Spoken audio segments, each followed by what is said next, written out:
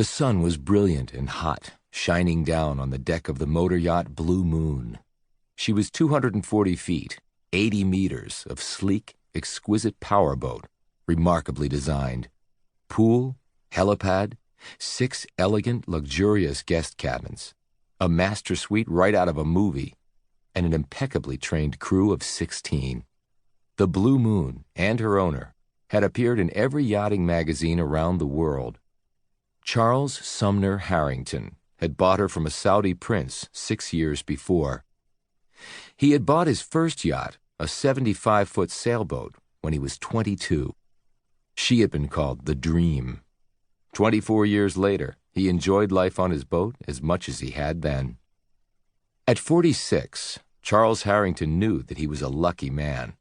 In many ways, seemingly, life had been easy for him. At 21, he had inherited an enormous fortune and had handled it responsibly in the 25 years since. He had made a career of managing his own investments and running his family's foundation.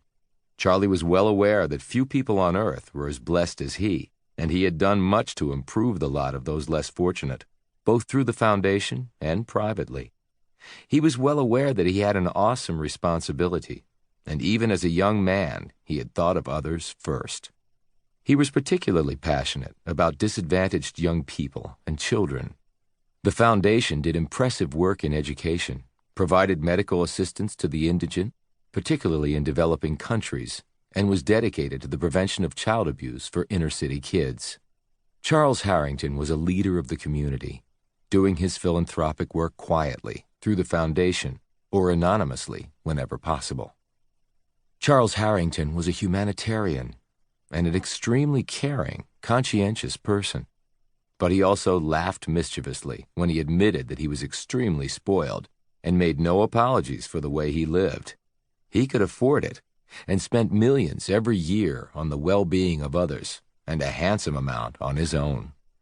He had never married, had no children, enjoyed living well, and when appropriate, took pleasure in sharing his lifestyle with his friends. Every year, without fail, Charlie and his 2 closest friends, Adam Weiss and Gray Hawk, spent the month of August on Charlie's yacht, floating around the Mediterranean, stopping wherever they chose. It was a trip they had taken together for the past 10 years. It was one they all looked forward to and would have done just about anything not to miss.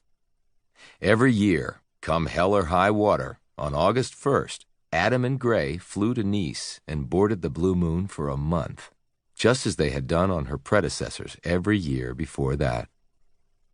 Charlie was usually on the boat for July as well, and sometimes didn't return to New York until mid or even late September. All his foundation and financial matters were easily handled from the boat.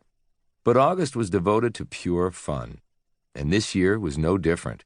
He sat quietly, eating breakfast on the aft deck, as the boat shifted gently, at anchor, outside the port of Saint-Tropez.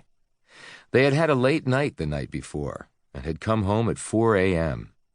In spite of the late night, Charlie was up early, although his recollections of the evening before were a little vague. They usually were when Gray and Adam were involved. They were a fearsome trio, but their fun was harmless. They answered to no one. None of the 3 men were married, and at the moment, none had girlfriends. They had long since agreed that, whatever their situations, they would come aboard alone and spend the month as bachelors, living among men, indulging themselves. They owed no one apologies or explanations, and each of them worked hard in his own way during the rest of the year. Charlie as a philanthropist, Adam as an attorney, and Gray as an artist. Charlie liked to say that they earned their month off and deserved their annual trip. 2 of the 3 were bachelors by choice. Charlie insisted he wasn't. His single status, he claimed, was by happenstance and, so far, sheer bad luck.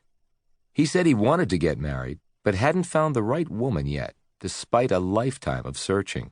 But he was still looking, with meticulous determination.